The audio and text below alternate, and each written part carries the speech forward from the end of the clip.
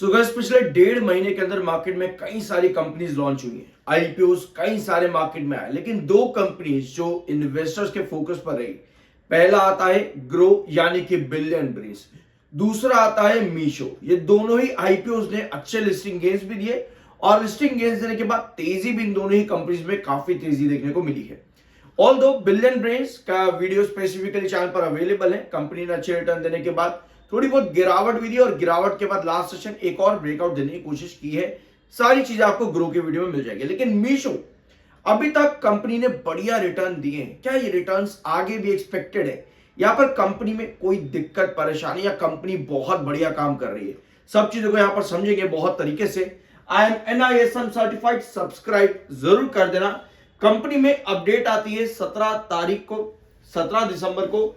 मीशो में UBS initiate करते हैं बाइंग की रेटिंग, जिसके बाद मीशो का शेयर लगभग 20% की तेजी दिखा देता है। अगले सेशन फिर से ये तेजी कंटिन्यू होती है 5% के आसपास। और लास्ट सेशन जो प्रीवियस सेशन था आपका मार्केट का भी, वहां पर लगभग 7-7.5% की गिरावट के साथ क्लोजिंग आती है। अब लिस्टिंग के बाद से कंपनी ने बहुत बढ़िया रिटर्न दिए। 1 लाख करोड़ के ऊपर का कंपनी का मार्केट कैप भी आ चुका है। लिस्टिंग के बाद से कंपनी ने 25,000 करोड़ का जंप दिखाया है अपने मार्केट कैप में, मात्र कुछ ही सेशंस के अंदर अंदर अपने डेब्यू के। अब यूबीएस ने टारगेट दिया 220 का, 220 का टारगेट देने के साथ में यूबीएस ने कंपनी का क्या फोरकास्ट बताया है। जरूरी ये चीज होती है, ठीक है, कि कंपनी का फोरकास्ट क्या है। अकॉर्डिंग टू यूबीएस फाइनेंशियल 25 से 30 के बीच में कंपनी का कैगर 30% से ग्रो करेगा। ये एक कंपनी का ओवरव्यू है अकॉर्डिंग टू यूबीएस की। आगे जाकर ये कंपनी किस तरह से ग्रो करनी चाहिए। कंपनी का business model negative working capital पर है while ensuring positive cash flow. अब नेगेटिव वर्किंग कैपिटल क्या होता है, एक बार उसको यहां पर देख लेते। सबसे पहले देखो, नेगेटिव वर्किंग कैपिटल है मीशो का, जो कि इंडिकेट करता है कि कंपनी की शॉर्ट टर्म लायबिलिटीज एक्सीड करती हैं कंपनी के करंट एसेट्स को। यानी कि कंपनी अभी इस समय अपने अगर बिल्स कंपनी पे आते हैं या कोई कंपनी पे लायबिलिटीज है, उनको पे करने में कंपनी अभी सक्षम नहीं है। लेकिन दूसरा पॉइंट जो यूबीएस ने यहां पर रखा है वो ये है कि कंपनी का कैश फ्लो स्टिल मेंटेन्ड है। Meesho operates in an asset light negative working capital business model while ensuring positive cash flow, जो कि इस नेगेटिव कैपिटल बिजनेस को, नेगेटिव वर्किंग कैपिटल को एक पॉजिटिव स्ट्रेंथ देता है कंपनी का कैश फ्लो। अगर कंपनी का कैश फ्लो आगे जाकर के और इंप्रूव होता है तो शायद ये वर्किंग नेगेटिव वर्किंग कैपिटल का हमको इंपैक्ट पड़ता देखने को ना मिले। लेकिन जब भी किसी भी कंपनी पर आप इन्वेस्ट कर रहे हो, नेगेटिव वर्किंग कैपिटल एक बुरा इंपैक्ट देता है कंपनी के ऊपर। Although according to UBS company का कैश फाइनेंस जो है, कंपनी का कैश फ्लो जो है, वो कंपनी को अभी भी स्ट्रेंथ बना करके दिया हुआ है, जिसकी वजह से आने वाले फाइनेंशियल ईयर में कंपनी की ग्रोथ, मार्जिन ग्रोथ, एबिटा में भी इंप्रूव होने के चांसेस बन जाते हैं।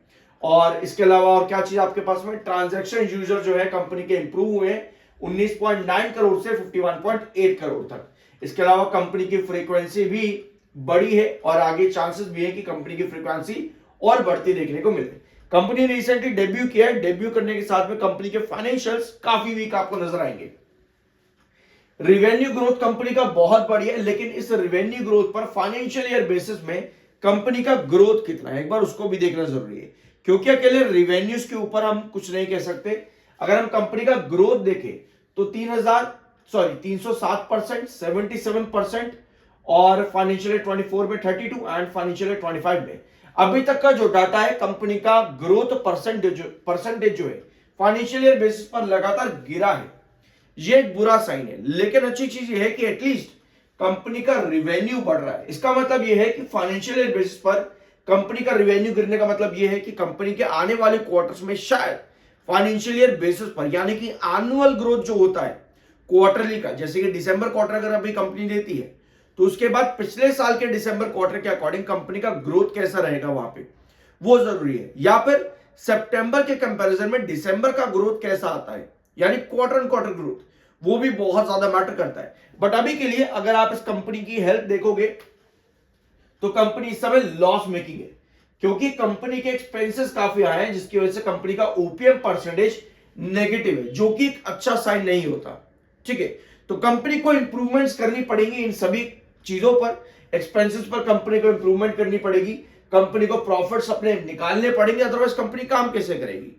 तो ये कुछ कंसर्न्स है। आपको पता होगा ओला इलेक्ट्रिक का वीडियो मैंने आपके साथ पहले भी कई बार लिया है, अभी रिसेंटली भी लिया है इसी हफ्ते, जरूर चेकआउट करना। ओला इलेक्ट्रिक की हालत भी सिमिलर है, सिमिलर हालत है ओला इलेक्ट्रिक की भी। तो उस कंपनी ने भी क्या किया, लिस्टिंग गेन्स अच्छे दिए। शुरुआती स्टेज में जब कंपनी ने डेब्यू किया आईपीओ पर, तो कंपनी ने बढ़िया रिटर्न दी, लेकिन उसके बाद वो कंपनी लगातार डिक्लाइन करती गई, क्योंकि वहां पर कंपनी ने कभी भी अपनी उस हेल्थ को इंप्रूव ही नहीं किया। तो अगर मीशो कंपनी अपनी हेल्थ को इस तरह से, प्रॉफिट्स को, ग्रोथ को, रेवेन्यू को, ओपीएम को इंप्रूव करती है, तो हमें ये कंपनी बढ़िया चलती देखने को मिलेगी, ठीक है। लेकिन अगर वही हालत कंपनी अभी जैसी है, इसी को कंटिन्यू करे, तो ये एक अच्छा साइन नहीं होता लॉन्ग टर्म के लिए। शॉर्ट टर्म पे आपको बढ़िया रिटर्न्स डेफिनेटली मिले हैं, और अगर कंपनी इंप्रूव करती है, आगे भी हम उम्मीद करते हैं कंपनी इसी तरह से रिटर्न्स देती रहेगी। बोरोइंग्स कंपनी पे नहीं है, रिजर्व्स कंपनी के अच्छे खासे हैं, जो कि कंपनी में एक पॉजिटिव साइन देते हैं। और ये रहा वो आपका वर्किंग कैपिटल नेगेटिव के अंदर, यहां पर आता है, ये रहा आपका वर्किंग कैपिटल जो कि नेगेटिव में है, -165 का, ठीक है। ऑल्दो फाइनेंशियल 24 में 20 इंप्रूव हुआ था, बट उसके बाद फिर से गिरावट यहां पर आई। होल्डिंग पैटर्न भी देख लेते तो प्रमोटर के पास यहां पर ज्यादा कुछ नहीं है। प्रमोटर के पास 16% की होल्डिंग है, एफआईएस के पास मात्र 4% से भी कम की होल्डिंग है, और डीआईएस के पास 4.23। आईपीओ में पब्लिक को बहुत कुछ दिया गया है, 75% होल्डिंग पब्लिक को दी गई है। अगर हम पब्लिक के नाम देखें कि यहां पर कुछ नाम अवेलेबल है पब्लिक में, ठीक है, तो पब्लिक में Elevation Capital, V Limited, Naspers Ventures आपको देखने को मिलेंगे। ये कुछ नाम है जिनके पास 12%, 11% की होल्डिंग है। पीक एक्सवी पार्टनर्स इन्वेस्टमेंट, ये नाम आपको कंपनी में देखने को मिल रहा है पब्लिक के अंदर। तो देखते हैं आने वाले टाइम पर किस तरह से एफआईएस, डीआईएस और प्रमोटर्स अपनी होल्डिंग को आगे लेकर के चलते हैं। यहां पर पब्लिक की यहां पर मेजॉरिटी होल्डिंग में देखने को मिलेगी, वे कुछ नाम जो आपने यहां पर देख लिए। टोटल 4 नाम अगर ऊपर के देखें, ये मेजॉरिटी में देखने को मिलता है पब्लिक होल्डिंग के अंदर। तो ये है मीशो कंपनी। हेल्थ कुछ ज्यादा अच्छी नहीं है, बट यूबीएस का कहना है यहां पर कि कंपनी आगे जाकर के इंप्रूव करेगी। भले ही यूबीएस ने कंपनी के नेगेटिव वर्किंग कैपिटल को भी यहां पर फोकस में रखा है, उसके साथ में यह भी कहा है कि कंपनी का नेट कैश फ्लो जो है वो स्टिल अच्छा है। तो देखते हैं आगे कंपनी कैसा परफॉर्म करती है। अभी के लिए लिस्टिंग गेन्स कंपनी ने अच्छे दिए हैं, और शॉर्ट टर्म एएसएम 1 के अंदर इस समय ये कंपनी आ चुकी है, ठीक है। तो ये चीजें नोट कर लेना इस कंपनी में। कंपनी ने बढ़िया रिटर्न्स दिए हैं, आगे देखते हैं कंपनी किस तरह का परफॉर्मेंस करती है। आने वाला क्वार्टर बहुत इंपॉर्टेंट रहेगा कि ग्रोथ कंपनी कैसे लेकर के आ रही है, और प्रॉफिट्स पर कंपनी अगर आती है तो ये तो बहुत ही बढ़िया बात रहेगी। आई होप कि इस वीडियो में आपको कुछ सीखने को मिला होगा। I am NISM certified, subscribe जरूर कर देना। मिलता अगले वीडियो में।